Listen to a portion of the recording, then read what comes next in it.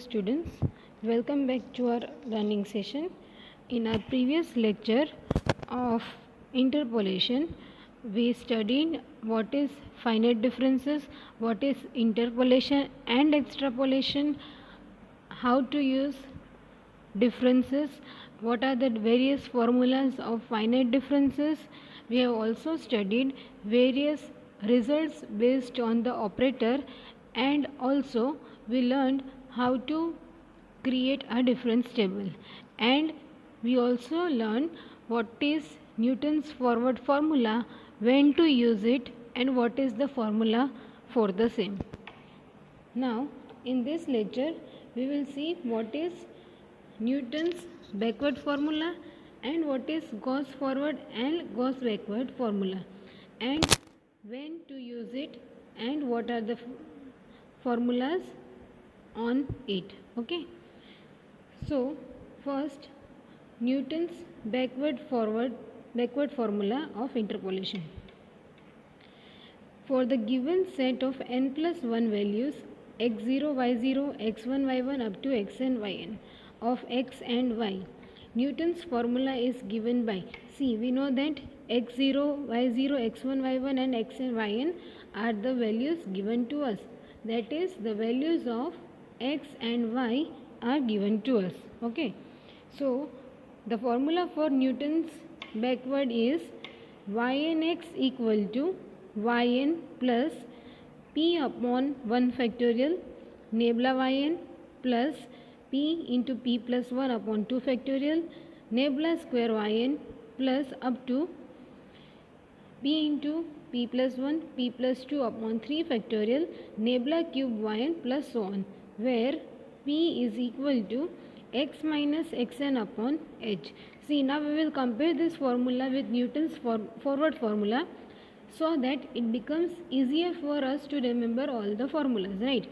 See, if you see Newton's forward formula, you will see everywhere delta y0, delta square y0 and so on. Okay, and from the table we have taken first values of each and every column, and for the series of p, you can see there we have done p, p minus 1, p minus 2 and so on, and where p is x minus x0 upon h. This is what we learned in Newton's forward formula. Now compare this with Newton's backward formula. The term backward itself suggests that we have to take the last values of each and every column. As in Newton's forward formula, we were taking all the first values from each and every column, but in Newton's backward formula, we have to take all the values from the last values of the each and every column. Okay, because this formula is used when we have to find the intermediate value from the last column of the table. Okay, so compare in this way so you can remember every formula. Now let us move towards the example. Find the value of y of 300 from the given data. So x is given 50, 100, 150, 200 and 250, and y is 618, 724, 805 and so on up to 1032. So first what we will do is we will construct backward difference formula. See, in Newton's forward formula also we were creating difference table by second term minus first term. Here also we will do the same. We will not do the opposite of it. Okay, so 728 minus 618 is 106. 805 minus 724, that is 81. In so on, we will create the whole table till we achieve the last single digit. So here we are going up to nabla raised to 4y. Now by Newton's backward formula, yn p into nabla yn. See, in denominator the series will continue 1 factorial, 2 factorial, 3, 4 and so on. Okay, and here the series will be p into p plus 1. We will take one more, p into p plus 1 into p plus 2. If we move forward, we will get p, p plus 1, p plus 2 and p plus 3 upon 4 factorial into nebula raised to 4 yn. And what is p?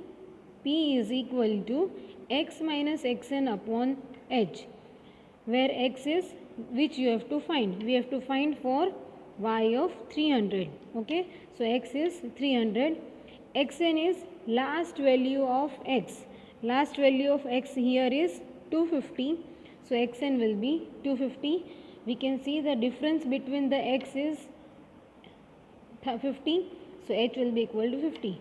On simplifying this, you get the value of p as 1. Okay. Now we will start putting all the values. Yn is last value in the column of y, that is 1032. Okay, again p is 1. We will put p as 1 everywhere. See here, you can put p everywhere 1. See, this is p into p plus 1, p plus 1, p plus 2. Next p plus 1, p plus 2 and p plus 3.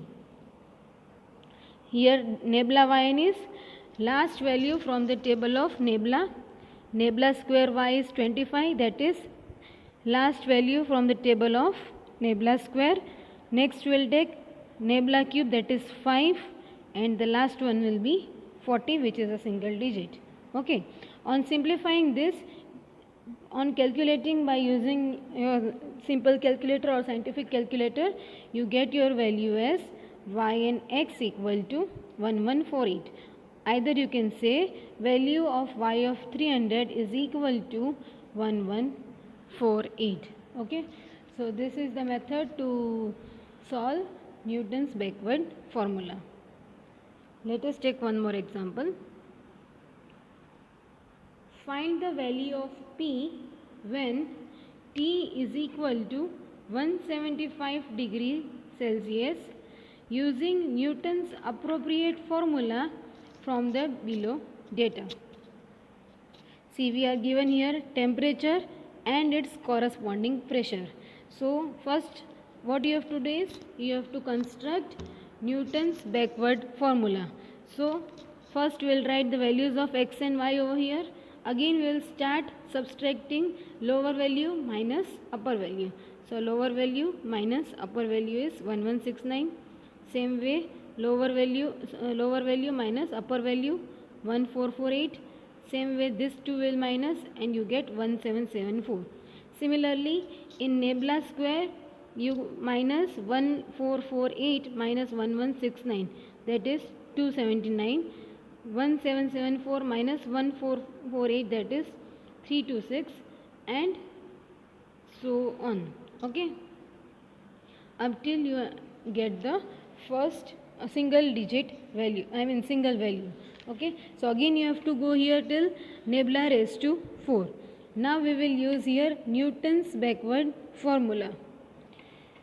So by Newton's backward formula, the formula is yn x equal to yn plus p nebula yn, p into p plus 1 nebula square, p into p plus 1 into p plus 2 nebula cube yn, and for the fourth term you get p into p plus 1 into p plus 2 into p plus 3 upon 4 factorial into nebula raised to 4 yn. Now next you have to find p, where p is equal to x minus xn upon h. So our x is, you have to find for 175. See here 175 comes in the last part of the table. So you have to use obviously Newton's backward formula. So x is 175. xn is last value of x, that is 180, and h is, there are interval of 10. So h is equal to 10. On simplifying this, you get p as minus 0.5. Now we will start putting the values. Yn means last value from the column of y. Again we will put p here, p into p plus 1, p into p plus 1 into p plus 2, p plus 1, p plus 2 and p plus 3. Okay. And now nebula yn is last value from the column of nebula, that is 2149. Nebula square is last value from the column of Nebula square, that is 375. Nebula cube is last value from the column of Nebula cube, that is 49, and Nebula 4 will be the last value from the column of Nebula raised to 4, that is 2. On calculating these values, you get your value as y and x equal to 9100.48. Okay, so this is the value of T is equal to 175 degree and its corresponding pressure, right? So students, in this way you have to find all the values. See, this question can also be twisted like we have done in Newton's forward formula, that you have to find the polynomial using Newton's backward formula. So how to find the polynomial? What you have to do is, you have to just keep x as it is when you find the value of p. So you will get the corresponding polynomial. Okay. Now next question is, find the value of tan 0.40 by Newton's backward formula. Again, first what you will do is, we will construct Newton's backward formula. We will construct Newton's backward formula. So the values of x and y are there. Okay. Again, what you will do is, second term minus first term. Second term minus first term. First you will construct the backward difference table. Again, by using, see, till where you have to go? Again you have to go till Nebula raised to 4y, right? Again, by Newton's backward formula, yn p into p plus 1, p plus 1, p plus 2, and so on up to Nebula raised to 4. So now the value of p is equal to x minus xn upon h. X is what you have to find? Tan 0.4. So don't take the value of tan 0.4. Just take 0.40. Again, xn is last value from the column of x, and h, that is the difference between these two values, right? On calculating this, you get p as 2. Now we will start putting all the values. See, first I am putting all the values of p. So p plus 1, p into p plus 1 into p plus 2, p into p plus 1, p plus 2, and p plus 3. Now yn is last value from the column of y. Nebula yn is last value from the column of Nebula. Nebula square is last value from the column of Nebula square. Nebula cube will be last value from the column of Nebula, and the last term will be Nebula raised to 4, since the table is going up to Nebula raised to 4. Okay. So these were the two formulas, Newton's forward and backward formulas, where there was equal interval in values of x. You can see here there is equal values in for the values of x. Now we will move towards the central difference table. Okay. So how to calculate when you have to find the value from the center of the table? For that, there are three formulas. One is Gauss forward formula, next is Gauss backward formula, and the next one is Stirling's formula. These three are the formulas used for central difference. That is, if you have to find the value from the middle of the table. Okay. See, in Newton's forward you are finding the value from the starting of the table. For Newton's backward we are finding the value from the ending of the table, and for the center table, okay, you have to use either Gauss forward, Gauss backward, or Stirling. You can use anyone if not indicated in the question. See, again this is a very simple portion. Y and x equal to, first we will take Gauss forward, y and x equal to y0. Here p will be common everywhere, x minus x0 upon h. X minus xn upon h will come only in Newton's backward formula. Okay. Now p upon 1 factorial delta 0, y0. Now first I am explaining you how to take the series of p. Okay, first we will take p, next p into p minus 1. Next what we will do? See, here we are adding multiplying p minus 1. In the next term we will multiply p plus 1. Now next term we will multiply on RHS, that is p minus 2. If I go to delta raised to 5, then you get p plus 2, p plus 1, p minus 1 and p minus 2. Okay, so in this way you can go. If I move one more step ahead, then I will multiply p minus 3. So what is the concept of the series? That one side will multiply minus and in the next step will multiply the plus 1. Okay, now this is Gauss backward formula is exactly opposite of the previous one. See, y0 p upon 1 factorial delta y1. Now see the series of p into p plus 1. Now here we will start from p plus 1. In Gauss forward formula we are starting from p minus 1. So here p plus 1. Now we will multiply p minus 1. In next step we will multiply p plus 2. In the further next step we will multiply p plus 1, p plus 2, p minus 1 and p minus 2, and our p will be x minus x0 upon h. This is delta square. You need to remember this. If you can't remember this suffixes, then I will show you in the example how to write it in the examination time. Okay. Now see here. Using Gauss forward and Gauss backward formula, find the value of e raised to 1.17, and we are given the values of x and e raised to x. Now we have to find the value of e raised to 1.17. So see here, 1.17 comes in exactly the middle of the table. Okay. So now first we have to create the difference table.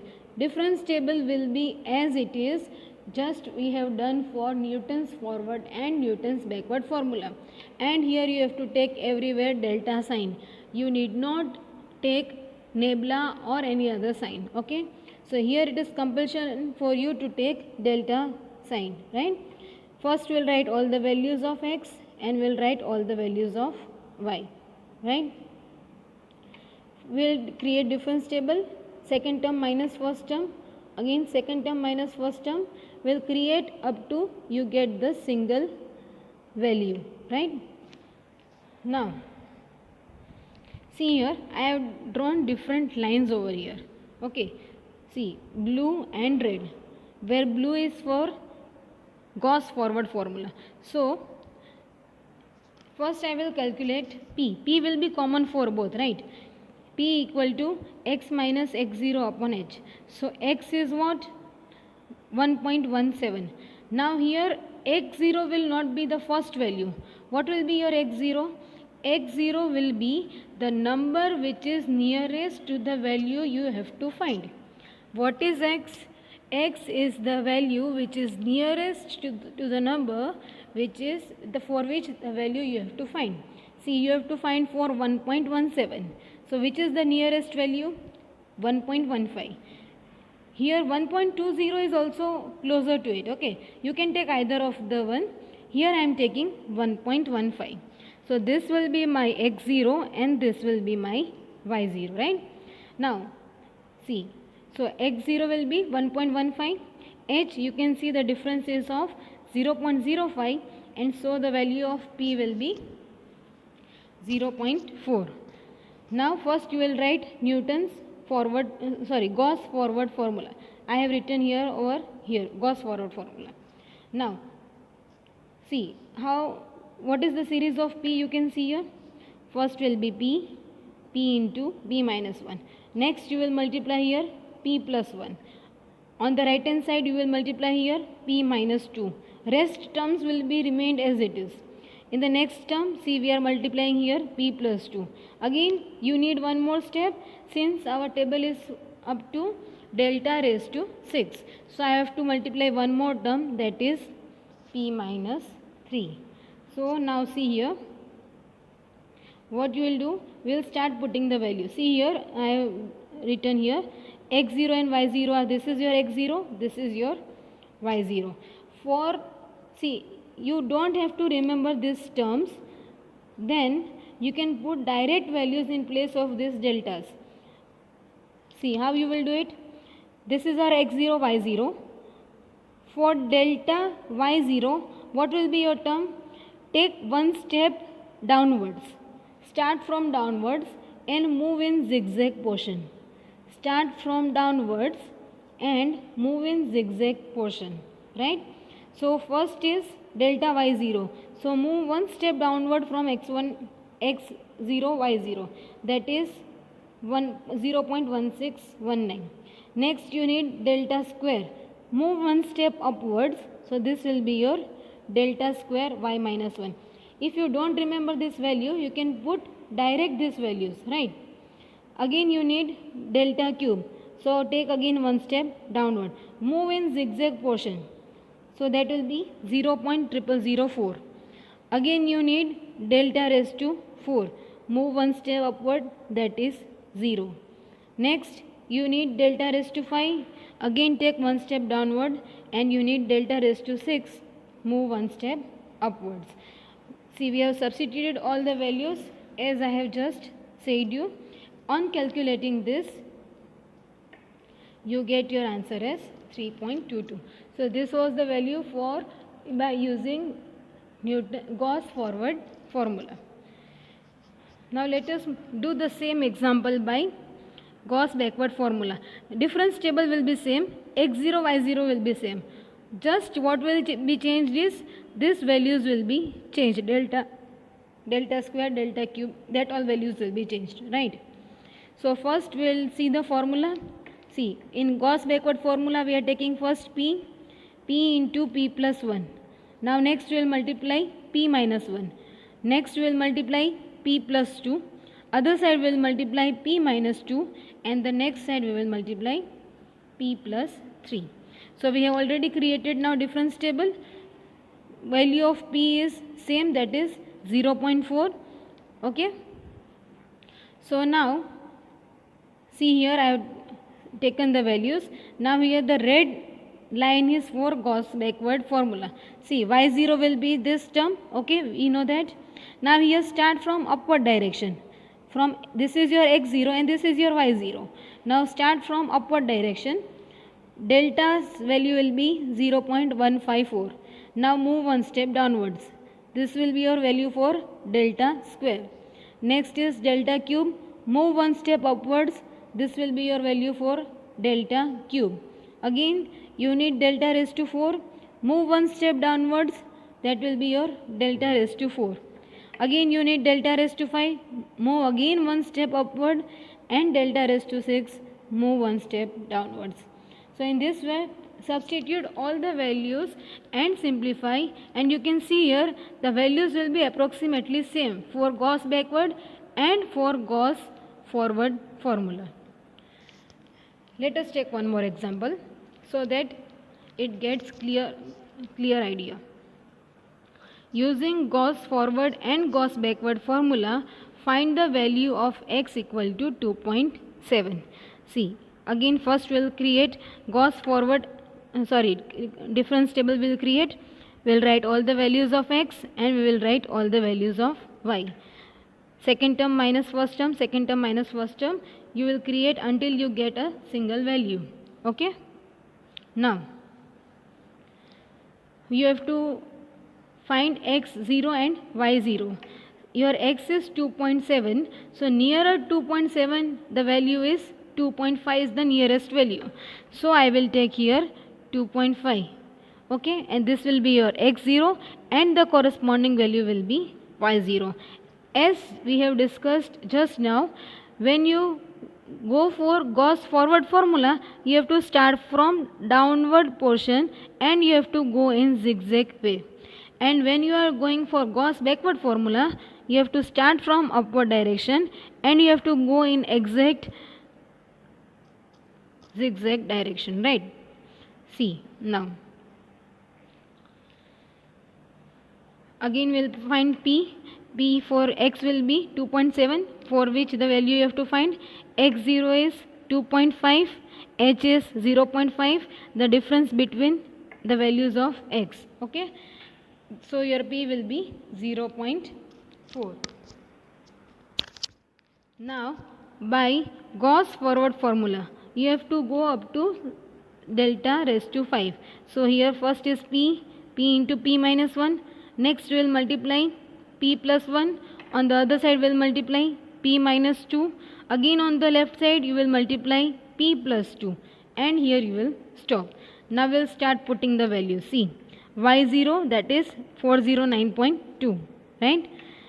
P, you know that P is 0.5, so 0.4, so substitute the value of P everywhere. Next is you have to put delta y0. For Gauss forward formula, we are starting from downward direction, so 128. Next, delta square, that is minus 35, so here is minus 35. Delta cube, that is 6.1, so this is 6.1. Next, delta raised to 4, that is minus 4.7, and next is zigzag portion you get last as 8. We have substituted all the values. On simplifying this you get 464.23. We will do the same example by Gauss backward formula. Okay. Now yn x equal to y0, we know that. Now p will start from p plus 1, p plus 1. Will multiply p minus 1, will multiply p plus 2. We don't have to go for delta raised to 5. I will explain you here. See, y0 that is 409.2, right? We'll put all the values of p, that is 0.4. Okay. Now delta y minus 1. We'll move upward direction 163. We'll move again one step downward direction minus 35. We'll move one step upward, that is 10.8.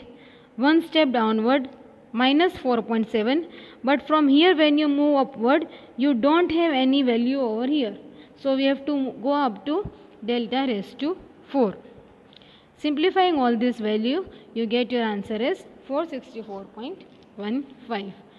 So students, in this lecture we have learned how to solve the given example by Newton's backward formula and how to use Gauss forward and Gauss backward formula. Thank you.